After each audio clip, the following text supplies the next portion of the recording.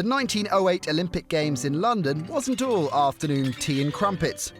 It was a controversial and often unhappy Games, with tension simmering between the British and American teams. The hosts managed to offend their cross-Atlantic guests with a series of controversial judging decisions. In the 400 metres race, Wyndham Halswell of Great Britain took on 3 Americans.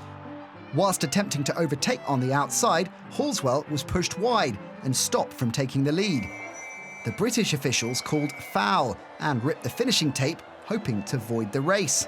The following day, a rerun would take place, with Carpenter disqualified and the other 2 Americans withdrawing in protest. Funnily enough, Halswell won the race. The marathon promised to rise above the ill feeling and display an epic battle of wills. The 42.2 kilometres from Windsor Castle to White City Stadium would eventually exceed all the hype, with unimaginable drama and even greater controversy.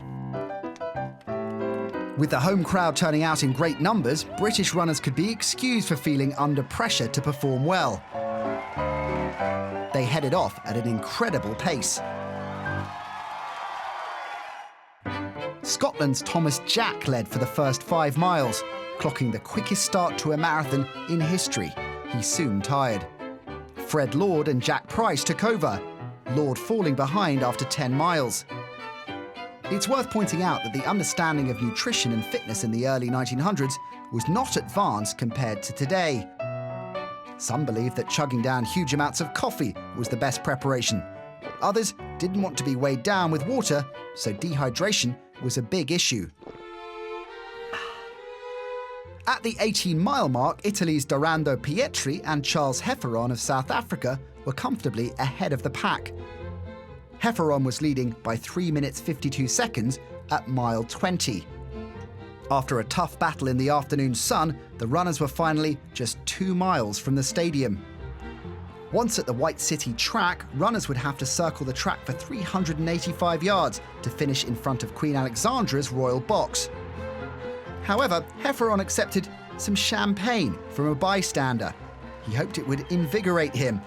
This was well before people knew that alcohol is dehydrating, and the bubbles aren't fun balls of energy.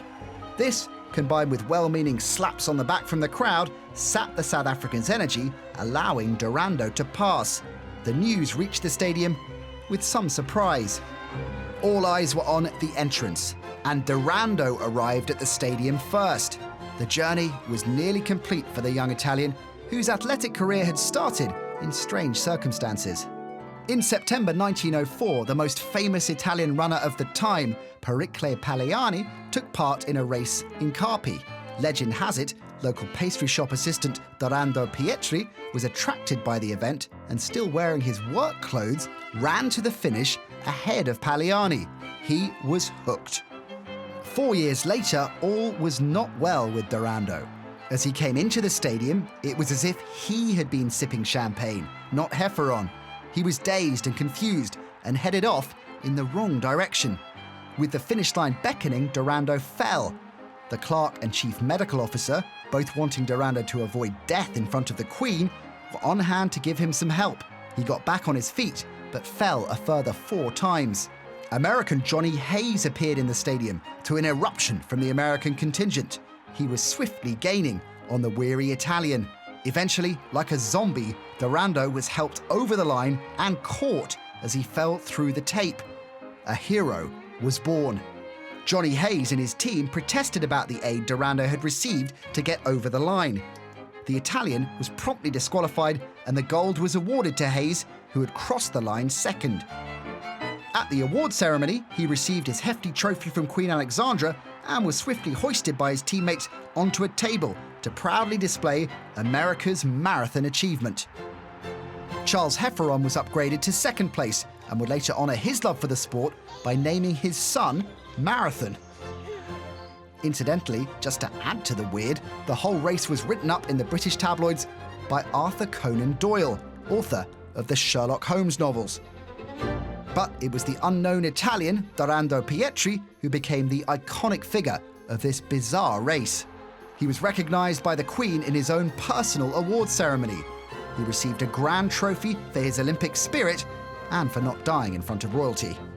But topping all the accolades and riches that followed, he had a road in London named after him. And that's much better than a gold medal. Well, probably.